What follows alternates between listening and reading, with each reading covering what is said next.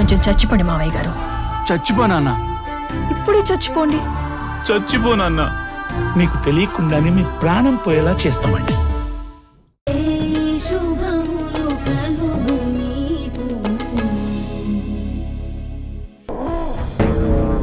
హాసిని, అమ్మా హాసిని, ఎక్కడున్నావు? అమ్మా, హాసిని పెరట్లో కూడా లేదమ్మా. నేను చూశాను. బయట కూడా లేదమ్మా. పైన కూడా లేదమ్మా. నేను కూడా చూశాను. ఇంట్లో నుంచి బయటికి వెళ్ళిపోయినట్టుందమ్మా. కాల్ చేస్తే కాల్ కూడా లిఫ్ట్ చేయట్లేదు. ప్రతి నిమిషం కాపలా కాసినా ఈ పిల్ల ఇంట్లోంచి బయటికి వెళ్ళిపోయిందంటే అసలు ఎక్కడికి వెళ్ళిపోయి ఉంటుంది? ఒకవేళ అరుంధతి వాళ్ళ ఇంటికి వెళ్ళుంటుందేమో.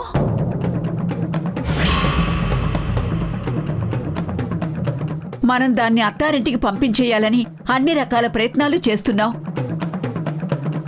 అది మనందరి మాటలు వింటూ ఉంది.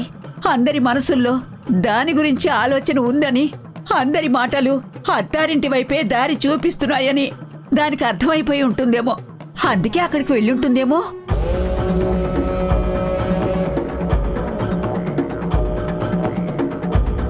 వరాహి, ఒకసారి విక్కీకి ఫోన్ చేసి అడుగు.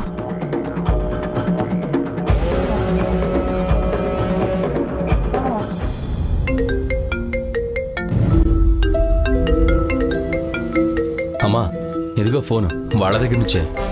మేబీ హాసిని తీసుకొస్తున్నాము, మీరు ఇంట్లో ఉండండి అని చెప్పడానికే చేసుంటారు. కాళ్ల బేరం తప్పించి వాళ్ళకి వేరే దారి లేదు విక్కీ. ఆన్సర్ చెయ్యి. హలో విక్కీ, హాసిని అక్కడికి వచ్చిందా? మీ చెల్లెలా ఇక్కడికి ఎందుకు వస్తుంది? మా ఇల్లు వద్దని వచ్చేసింది కదా, మళ్ళీ ఎలా వస్తుంది ఇక్కడికి? అది కాదు విక్కీ, తన ఇంట్లో లేదు. ఒకవేళ మీ ఇంటికి కానీ వచ్చింటుందేమో అని. ఏ రాలేదని చెప్పానా? ఎటు పోయిందో వెళ్ళి వెతుక్కోండి. మేం పంపించిన లాయర్ నోటీసు చూసే ఉంటారు కదా. లాయర్ నోటీస్ పంపించారా?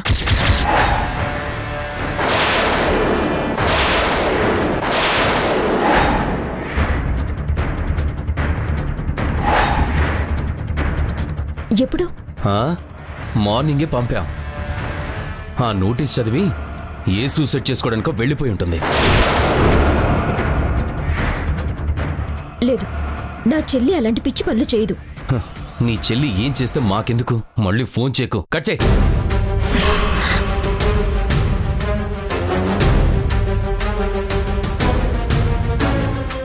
ఏమ్మా, ఏమంటున్నారు? అసలు లాయర్ నోటీస్ ఏంటి? విక్కీ వాళ్ళు విడాకుల కోసం మన ఇంటికి నోటీస్ పంపించారంటమ్మా. విడాకులా?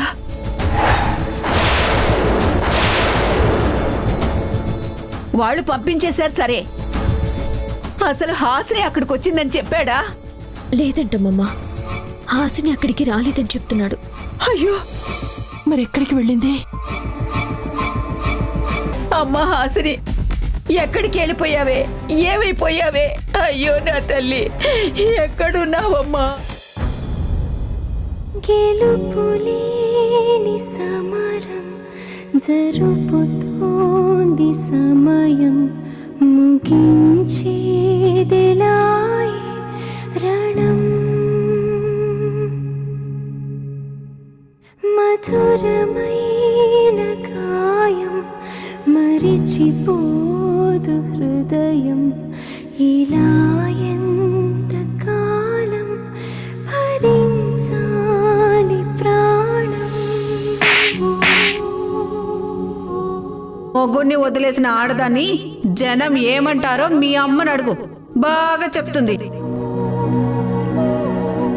మన ఇంట్లో హాసిని ఉన్నన్ని రోజులు మనం ఇలాంటి మాటలు వింటూనే ఉండాలి. నేను ఇంటికి వచ్చిన దగ్గర నుంచి అందరూ ఇదే మాట మాట్లాడుతున్నారు.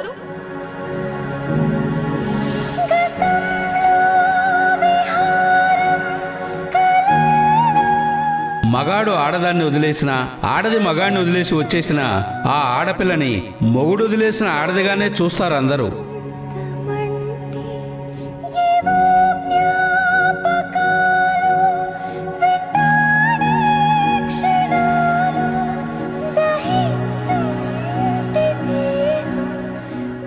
నీకు విడాకులైతే ఈ ఇంట్లో మిగిలిన వాళ్ళకి పెళ్లిళ్ళు ఎలా అవుతాయి?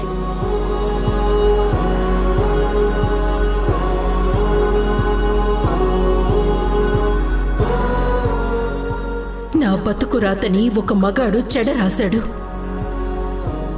నీ బతుకుని నీ చేతులతోనే చెడగొట్టుకోవద్దమ్మా.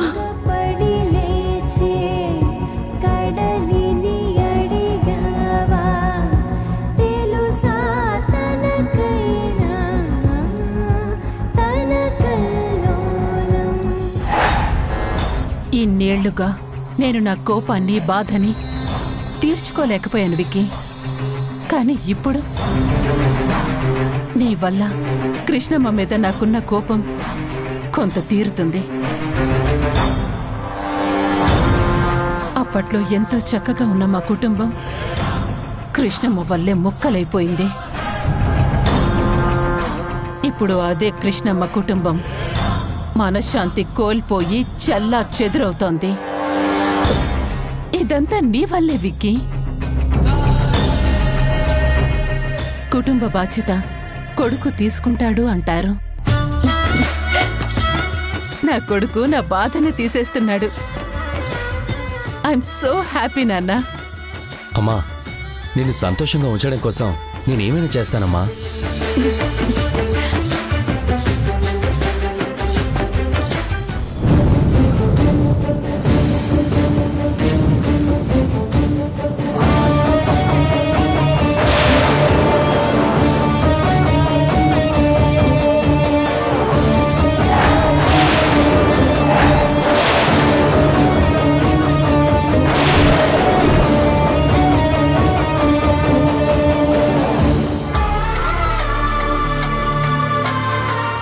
ఇదేంటమ్మా, అస్సలు ఎక్స్పెక్ట్ చేయని పని చేసింది. ఎక్కడికో పోయి సూసైడ్ చేసుకుంటుందనుకుంటే స్ట్రైట్ గా మన ఇంటికి వచ్చేసింది ఏంటమ్మా?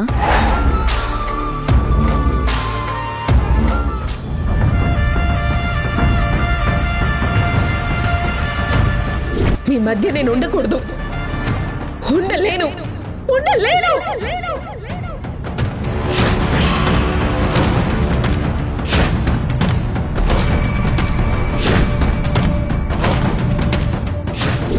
నా బతుకు రాతని ఒక మగాడు చెడ రాశాడు.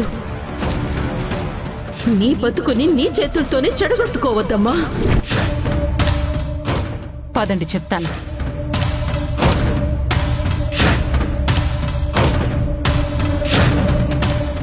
ఆగో ఆగో ఆగో.